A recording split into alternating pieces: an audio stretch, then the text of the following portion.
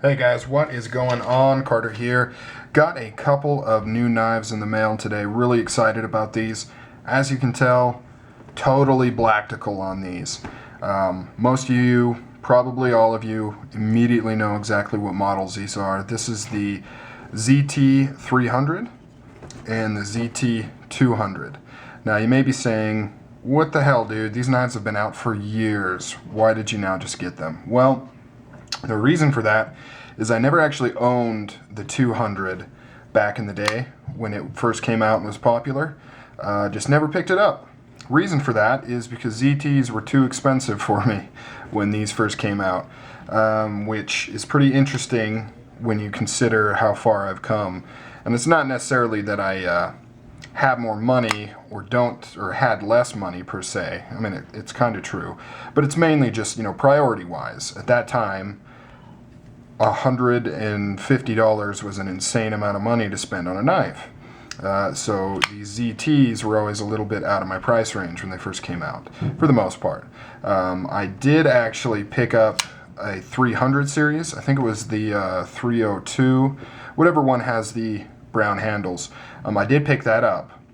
So I have owned one of these before, and it's one of those interesting cases where, because these were kind of, or at least this one was kind of early on in my knife loving career, I never really thought about giving them another shot.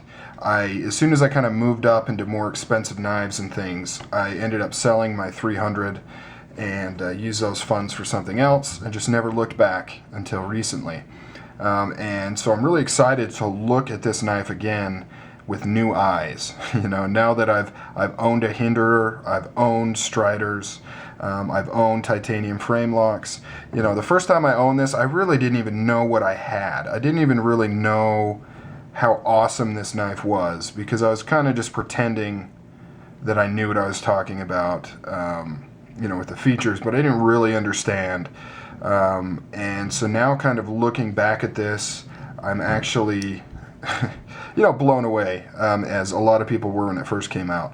But because I am coming back to it, the first time I didn't really have the experience to really enjoy this knife.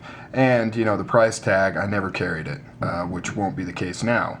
Definitely going to carry this. And so I'm really excited to give this another shot, look at it again, and as well as this one. Like I said, I never did pick up the 200 just because I had, limited funds, and so I went with the 300. Very excited to give this one a shot as well. Very cool already. The reason they're both all black, this one basically comes all black. I think you can get a satin bladed version, but I didn't even see those till later. But it just had to do with the deal at the time. And I prefer the all black blade. I used to have the tiger stripe version, and after you have Strider tiger stripes, you just can't do it on anything else, because nobody does them like Strider. Everybody else does them with a bead blast or media blast, and it just doesn't look right. Strider sand blast and just the pattern they do, nobody else can just match that. So went with the all black. I think it looks badass. In fact, this is probably the best looking ZT I think I've ever owned. It just looks really, really nice. Now, the only disappointing thing with this is that it is a speed assist, which I do not like at all. I love autos and I love manuals. I just don't like the in-betweeners. For me, if I want an auto, I'm going to buy an auto. And I realize that not everybody can do that. But I can. So, if I want an auto, I want it to be a full switchblade with a button and just let it fire. I don't really like this kind of halfway deal. And it's a pain to close. But with this particular model, it does not have a detent hole. I was hoping that Kershaw had changed that in the newer models. That's why I specifically bought a new one. This is serial number 7244. I assume that's pretty high up there. No date or anything on here. So I was hoping that they changed that, but they didn't. So there's no detent hole in here. So if I remove the spring assist, it will not have a detent. So what I'm thinking about doing, and I haven't fully committed on this yet is making my own detent hole.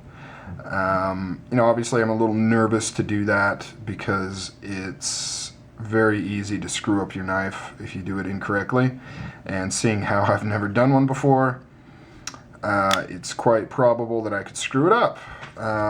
So now I'm kind of wishing that I would have picked up a Blem model, because I wouldn't feel quite as bad, although I did get a really good price on this. So yeah, I'm still thinking about how I'm going to do that, or rather, if I'm going to do that, make that detent hole. And you know, I mean, the thing with the detent hole is it's not too hard to put one in there and have it kind of work, but to make sure it's right, meaning that you don't have any slop in the blade, that's the only kind of tricky part, because if you don't put the hole in the right place, you can have all kinds of play when it's closed, and that's just annoying, because right now the only thing keeping the blade, you know, closed is the speed assist on there. So yeah, just a quick update on these. So I'm going to carry this tomorrow, and hopefully go to the hardware store tonight to pick up some potential supplies to maybe see. I mean, look how well this one flips. No spring assist. I mean, there's, you know, no problem flipping there. It's really just not necessary. But anyways, and hopefully pick up some tools to try and do the detent hole in here. So wish me luck on that, and I will keep you guys updated. I'll do a more in-depth video on these. And like I said, now that I've had Striders, you know, and I can really kind of compare the features on these compared to higher end knives. Not only Striders, but Mikkel Wilhelmsen, you know, all kinds of this hard use, beefy, titanium style, thick bladed folders. Now that I've owned those, I think I can have a better perspective on the quality, the features, as well as, you know, what you're getting for the price. So yeah, very excited about these two. All right, guys, take it easy. I will catch you later on another video.